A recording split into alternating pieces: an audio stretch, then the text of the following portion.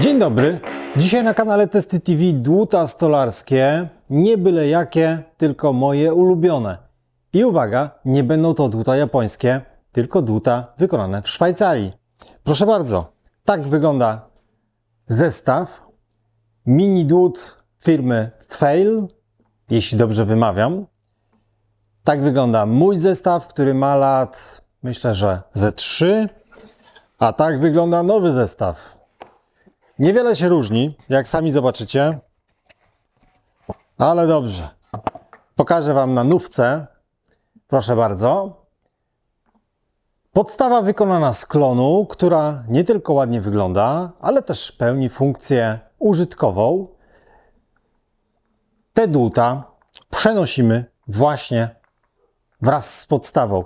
I kiedy pracujemy, również kładziemy to na strugnicy, cały komplet. Nie nosimy pojedynczych dłut. U mnie one stoją tutaj. Kiedy pracuję na strugnicy, zawsze biorę to całe opakowanie. Nie ma sensu nosić pojedynczo i tak za chwilę wrócimy po dłuto szersze, a może węższe. Dobra, to podstawa, a teraz same dłuta, które prezentują się, myślę, że naprawdę nieźle. Po pierwsze, jeśli chodzi o wygląd, to jeszcze podajmy ich długość. Tutaj mamy 150 mm i 60 mm ostrza.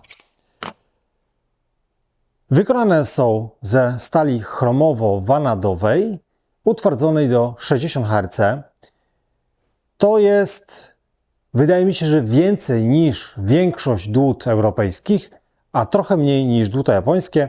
Japończyki 62-63 Hz, tutaj mamy 60, ale te 60 to jest naprawdę wystarczająco do pracy w twardych gatunkach. Nie będą się one Wam tak szybko tępić.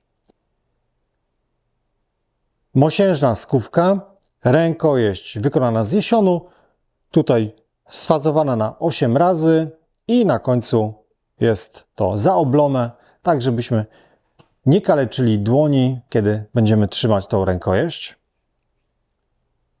Jak widzicie, trzyma się to bardzo zgrabnie, bym tak powiedział.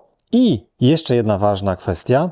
Wszystkie te krawędzie są ręcznie szlifowane. Nic tutaj sobie nie skaleczymy.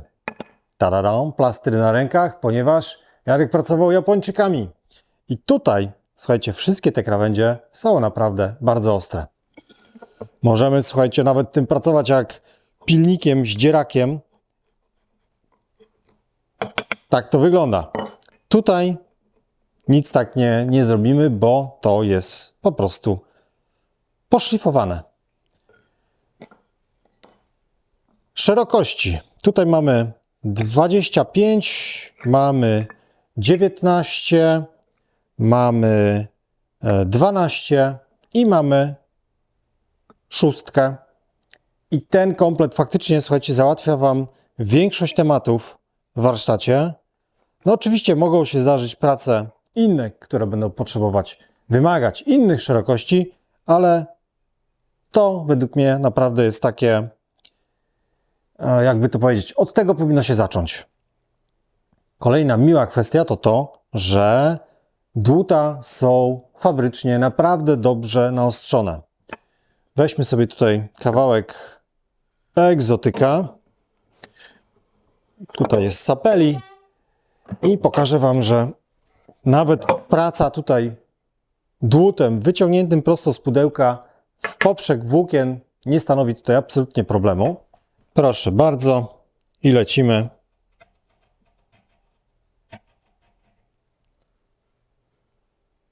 Praca tym to naprawdę przyjemność.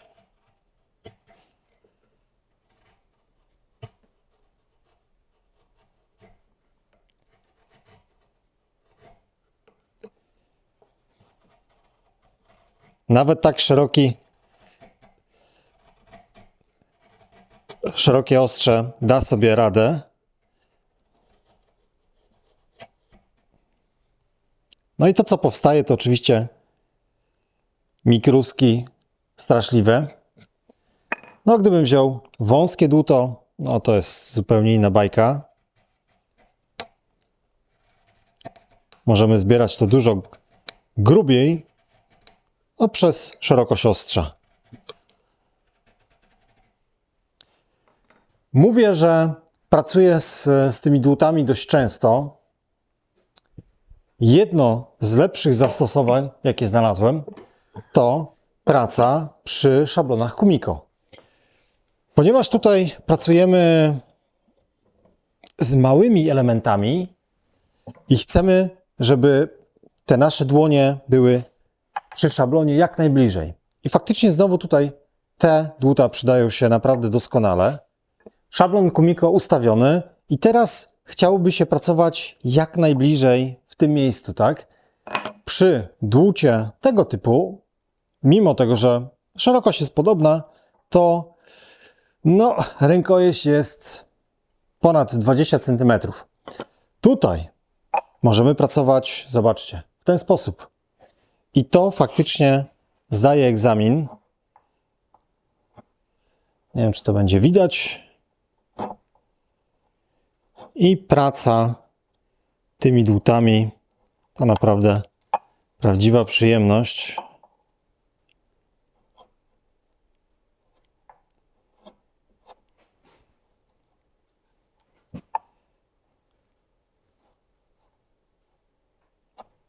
Ja tutaj, widzicie, zbieram dość grubo, żeby się tutaj nie bawić z tym. No i listewka wykonana. Nie ma tutaj co poprawiać. Musi pasować z obu stron. Jest zrobione jak należy. Ok, listewka zrobiona. Wracamy do dłut. Myślę, że zestaw naprawdę godny polecenia. Co też fajne, jest niedrogi. Myślę, że ten zestaw może być spokojnie warty jedno dłuto japońskie. Tamte Japończyki, niestety kosztują dość sporo. Przy dłutach europejskich jest ta cena zdecydowanie milsza dla naszych kieszeni. Link tradycyjnie w opisie. Dziękuję i widzimy się już niedługo. Na razie.